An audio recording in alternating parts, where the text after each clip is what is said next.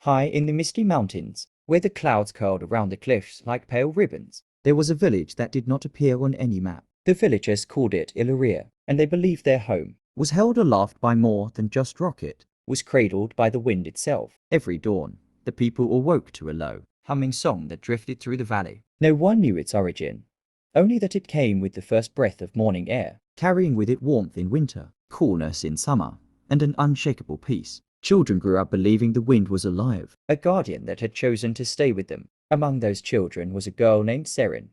She was curious to a fault, always climbing too high on the cliffs or listening too long to the caves where the echoes of the wind gathered. While others accepted the mystery, Serin wanted to know the truth. She believed that if she found where the song began, she would learn why Illyria was unlike any other place. One evening, when the sun had melted into crimson and violet, Serin felt the song change. It grew fainter, almost hesitant, as though the wind itself was struggling to breathe. The air grew heavy, and silence settled where the melody should have been. Alarm spread quickly. The villagers whispered of omens, of their guardian abandoning them. Serin refused to let fear take hold. She set out under the stars, following the path of the weakening current. The mountain trails were perilous, but she pressed on until she reached a narrow ravine, where the air trembled like water. There, she found something astonishing, an ancient flute, carved from crystal, wedged into the stone. Each gust of wind that passed through it produced the very song Illyria had lived by. But the flute was cracked,